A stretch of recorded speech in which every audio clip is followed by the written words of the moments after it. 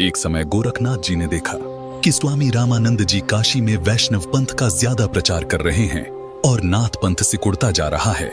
इसीलिए गोरखनाथ स्वामी रामानंद जी के साथ गोष्ठी के लिए काशी शहर में आते हैं। स्वामी रामानंद जी, जो काशी शहर के प्रसिद्ध संत थे और वेदों के मर्मज्ञ ज्ञाता माने जाते थे, उन्होंने अपने 1400 ऋषि शिष्य बना रखे थे और ज्ञान प्रचार के लिए भी उन्हें जगह जगह भेजते थे। उस समय कबीर परमेश्वर जी ने स्वामी रामानंद जी को अपना गुरु धारण कर रखा था। वैसे तो कबीर परमात्मा जी को किसी को भी गुरु बनाने की आवश्यकता नहीं थी, परंतु कबीर परमात्मा इस बात से परिचित थे कि आगे आने वाले समय में लोग ये सवाल उठाएंगे कि कबीर ने भी तो गुरु नहीं बनाया था, इसलिए गुरु बनाने की कोई आवश्यकता नहीं है। इस बात को ध्यान में रखते हुए कबीर प्रभु ने स्वामी रामानंद जी को अपना गुरु बनाने की लीला की। एक दिन स्वामी रामानंद जी के आश्रम में गोरखनाथ जी का एक सेवक उनसे मिलने के लिए गया। उस समय स्वामी रामानंद जी आश्रम में अपने शिष्यों को ज्ञान उपदेश दे रहे थे। अलख निरंजन स्वामी जी। राम राम नाथ जी। स्वामी जी, हमारे नाथ जी बहुत पहुंचे हुए सिद्ध पुरुष हैं। वो आपके साथ ज्ञान गोष्ठी करना चाहते हैं, इसलिए मैं आपको अपने गुरु जी के आदेश अनुसार आमंत्रित करने आया हूँ। उन्होंने कहा है कि ज्ञान चर्चा में जो भी विजयी होगा वह अपने शिष्यों समेत जीतने वाले का शिष्य बनेगा। ये कहकर गोरखनाथ जी का शिष्य वहां से चला जाता है।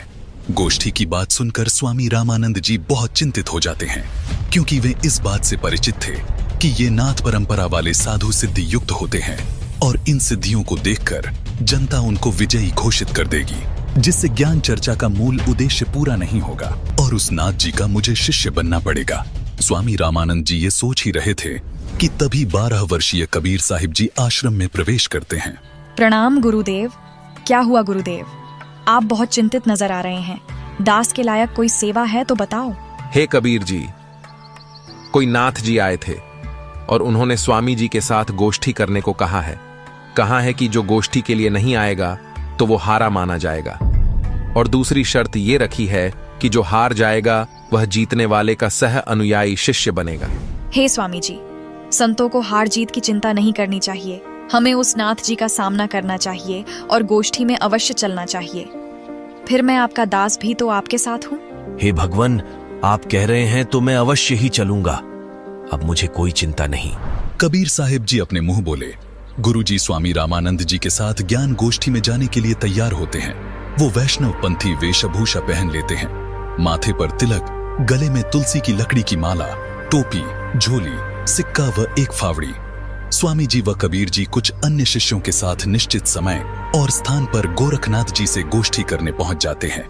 गंगा नदी से 500 फुट की दूरी पर गोरखनाथ उच्च आसन पर बैठे दिखाई देते हैं और बगल में 7 फुट ऊंचा त्रिशूल भी जमीन में गड़ा दिखाई देता है और स्वामी जी के लिए भी आसन लगा दिखाई देता है। आ गए रामानंद जी। मुझे लगा था आप नहीं आएंगे, लेकिन अब आ ही गए हैं तो गोष्ठी शुरू करते हैं। स्वामी जी आसन पर बैठ जाते हैं और एक सुयोग्य शिष्य की तरह कबीर साहिब जी अपने गुरु के आसन के पास जमीन पर बैठ जाते हैं। हे नाथ जी, आप पहले मेरे साथ गोष्ठी कीजिए।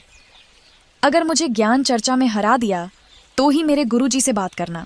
अरे तू है कौन? तू छोटा सा बालक, तेरी आयु क्या है और तू गोष्ठी करेगा मेरे साथ? पता है मैं कौन हूँ? नाथ जी, मैं तो कबीर हूँ और मुझे मालूम है कि आप कौन हो। आप गोरखनाथ जी हो। कबीर साहिब जी की बात सुनकर गोरखनाथ सोचते हैं कि इस छोटे से बालक ने मुझे पहचान लिया। तू छोटा सा बालक, तू कब से बैरागी बन गया? नाथ जी, जब से भय वैरागी, मेरी आदि अंत सुधि लागी। धूंधूकार आदि का मेला, नहीं गुरु नहीं था चेला। जब का तो हम योग उपासा, तब का फिरूं अकेला। धरती नहीं जद की टोपी दीना, ब्रह्मा नहीं जद का टीका। शिव शंकर से योगी न थे, जद का झोली शिका। द्वापर को हम करी फावड़ी, त्रेता को हम दंडा। सतयुग मेरी फिरी दुहाई, कलयुग फिरौनो खंडा। गुरु के वचन साधु की संगत, अजर अमर घर पाया। कहें कबीर सुनो हो गोरख, मैं सबको तत्व लखाया। हे गोरखनाथ जी, जब कोई सृष्टि नहीं थी तब मैं अनामी लोक में था। जब मैं अकेला रहता था तब पृथ्वी भी नहीं थी। तब से मेरी टोपी जानो। जब ब्रह्मा, आप और आपके गुरु मचंद्रनाथ आदि सब प्राणियों के शरीर बनाने वाला पैदा भी नहीं हुआ था, तब से मैंने टीका लगा रखा है। अर्थात मैं तब से सत्पुरुष रूप में ही हूँ। सतयुग, त्रेतायुग, द्वापर तथा कलयुग, ये चारों युग तो मेरे सामने असंख्यों बार खत्म हो चुके। हमने सतगुरु वचन में रहकर अजर अमर घर सतलोक को पाया। हे नाथ जी, पूर्ण गुरु से उपदेश लेकर आजीवन गुरु वचन में चलते हुए पूर्ण परमात्मा का ध्यान सुमिरन करके इस अजर अमर सतलोक में जाकर जन्म मरण रूपी अति दुखमय संकट से बच सकते हो। अरे कबीर, तू छोटा सा बालक और ज्ञान देता है गोरखनाथ को। तेरी आयु क्या है? सबसे बड़ा मूर्ख वो है जो मेरी आयु पूछता है, और आप मुझे बालक बता रहे हैं। जो बूझे सोई बावरा, क्या है उम्र हमारी? असंख्य युग प्रलय गई, तब का ब्रह्मचारी। कोटि निरंजन हो गए, परलोक सिधारी। हम तो सदा महबूब हैं, स्वयं ब्रह्मचारी। अरबों तो ब्रह्मा गए, 49 कोटि कन्हैया। 7 कोटि शंभू गए, मोरी एक नहीं प्लैया। कोटिन नारद हो गए, मोहम्मद से चारी।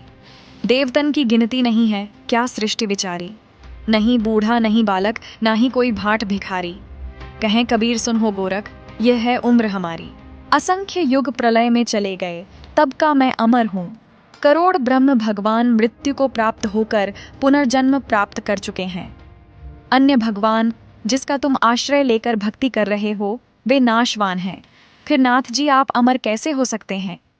अरबों तो ब्रह्मा मर चुके हैं, और 49 करोड़ बार कृष्ण जी की मृत्यु हो चुकी है, तथा 7 करोड़ बार शिव जी मर चुके हैं। लेकिन मेरी एक पल भी आयु कम नहीं हुई है।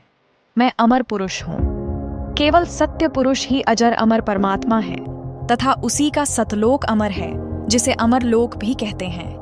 वहां की भक्ति करके भक्त आत्मा पूर्ण मुक्ति होती है, जिसका कभी मरण नहीं होता। हे गोरखनाथ जी, ये उपलब्धि सोहम शब्द के जाप से प्राप्त होती है, जो उसके मर्मभेदी गुरु से मिलता है।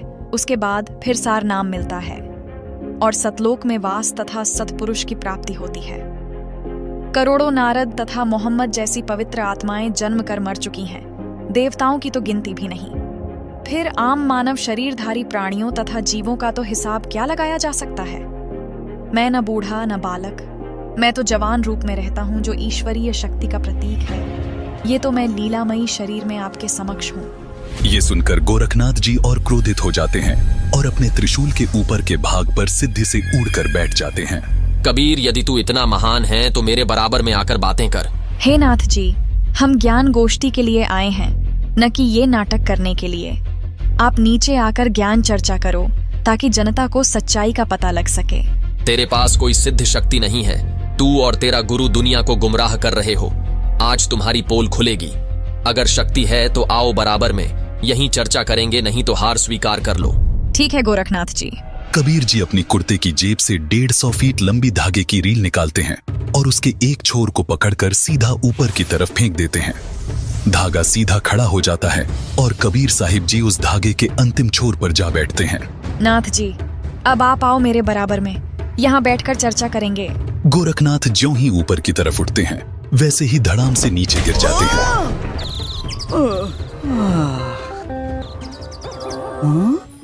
हे कबीर जी, कृपया नीचे आ जाइए और अपने दास पर दया करके अपना परिचय दीजिए। आप कौन शक्ति हैं और किस लोक से आए हैं? हे गोरखनाथ जी, मैं तो अवगत स्थान सतलोक से आया हूँ। मैं तो स्वयं शक्ति से बालक रूप बनाकर काशी में एक लहर तारा तालाब में कमल के फूल पर प्रकट हुआ, जहाँ से नीरू नीमा नामक जुलाहा दंपति मुझे अपने घर ले आए। मेरे कोई माता पिता नहीं है, न ही मेरी कोई पत्नी है, और जो उस परमात्मा का वास्तविक नाम है वही कबीर नाम मेरा है। आपका ज्योति स्वरूप, जिसे आप अलख निरंजन कहते हो, वो ब्रह्म भी मेरा ही जाप करता है। मैं सतनाम का जाप करने वाले साधक को प्राप्त होता हूँ। मेरा शरीर हाड़ चाम का बना हुआ नहीं है। मेरा मूल स्थान सतलोक है, जहाँ सतनाम के जाप के आधार से जाया जाता है। नाथ जी, आप ज्योति निरंजन के जाल में ही फंसे हुए हो। न जाने आपके कितने जन्म हो चुके हैं और कितनी बार आप 84 लाख योनियों में कष्ट उठा चुके हो। यदि आप मेरी शरण में नहीं आते तो आपकी 4 युगों की भक्ति को काल कलयुग में नष्ट कर देता है। हे कबीर जी, मुझे आपकी बात पर विश्वास हो गया है, लेकिन मैं आपकी एक परीक्षा लेना चाहता हूँ। मैं दरिया में डुबकी लगाऊंगा। यदि आप मुझे खोज लोगे तो मैं आपका शिष्य बन जाऊंगा। ठीक है गोरखनाथ जी, छुप जाओ दरिया में। ये सुनकर गोरखनाथ गंगा नदी की तरफ चल पड़ते हैं और साथ में दर्शक भी पीछे पीछे चल पड़ते हैं।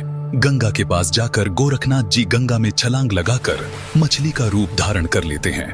कबीर परमात्मा भी गोरखनाथ जी के बाद गंगा दरिया में डुबकी लगा देते हैं और सैकड़ों मछलियों के बीच गोरखनाथ को पकड़कर तथा उनका असली रूप बनाकर उन्हें किनारे पर ले आते हैं। इस प्रकार गोरखनाथ जी ने कबीर साहिब जी को पूर्ण परमात्मा स्वीकार किया।